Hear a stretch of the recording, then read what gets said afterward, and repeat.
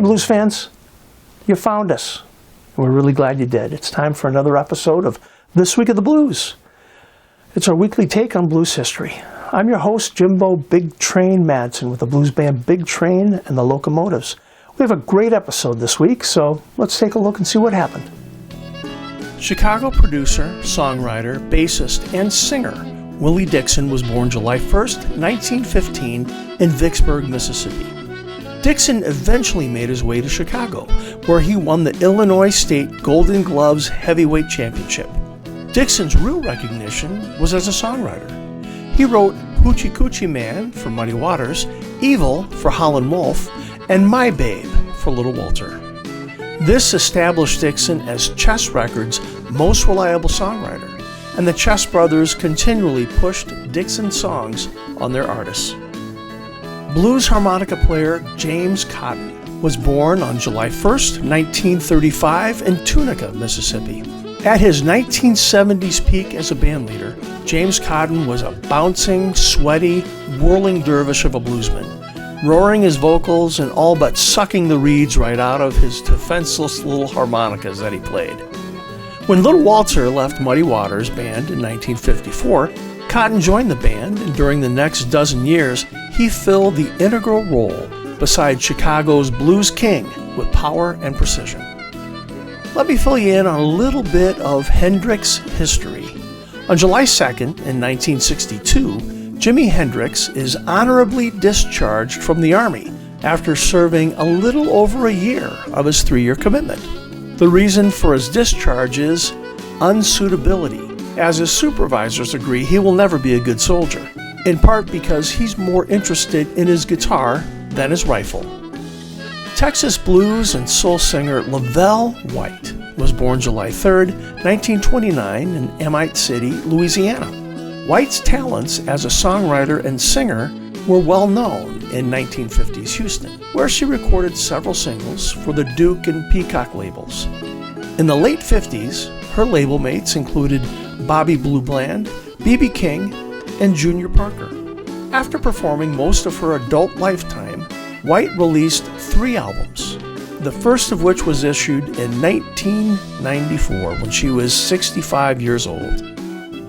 On July 4th, 1943, Alan Blind Owl Wilson was born. He's best known as the co-founder, leader, co-lead singer, and primary composer of the blues band Canned Heat. Wilson was the lead singer for the group's 2 biggest U.S. hit singles, On the Road Again and Going Up the Country. Wilson was interested in the blues as a teenager and became an expert on early blues artists such as Charlie Patton, Robert Johnson, and Skip James. In 1964, he was brought in to reteach Son House how to play the songs he had recorded previously in his 1930 and 1942 sessions. John Lee Hooker said of Wilson that he was the greatest harmonica player ever. New Orleans blues and boogie-woogie pianist Champion Jack Dupree was born July 4th, 1910 in New Orleans. His nickname was derived from his early career as a boxer. Dupree often injected his lyrics with a rowdy sense of down-home humor, but there was nothing lighthearted about his rock-solid way with the boogie.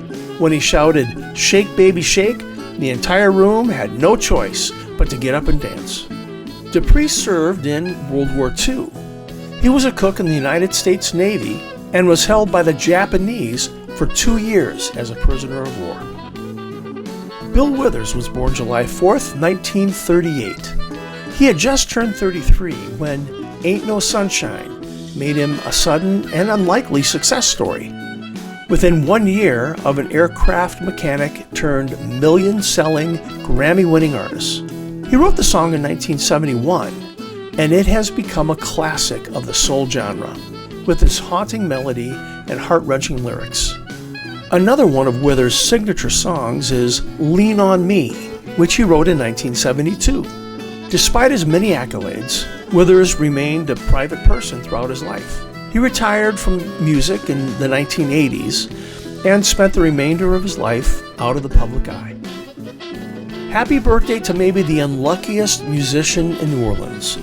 rhythm and blues singer and guitarist Smiley Lewis, who was born on July 5th in 1913. I say that because he was stuck in the shadow of Fats Domino, never to get the national recognition he deserved. For example, he was the first to record Blue Monday in 1954, and then Fats Domino had a hit with the same song 2 years later. In 1955, he achieved his biggest sales with I Hear You Knockin', the first recording of the song, again to be outshined by Fats Domino. On July 5th, 1954, Elvis Presley recorded the Arthur Big Boy Crudup song, That's All Right Mama. The song was written by Crudup and originally recorded by him in Chicago on September 6, 1946, as That's All Right. Some of the lyrics are traditional blues verses first recorded by Blind Lemon Jefferson in 1926. Crudup's recording was released as a single in 1947, but was less successful than some of his previous recordings. The Elvis version, well, that one started his rise to fame. Well, blues fans, we just covered some of the highlights here. Now, if you want to know more about these artists or other things that happened this week in the blues, be sure to follow our social media pages or visit our website at bigtrainblues.com. We'll have a brand new episode next week, so we'll see you then.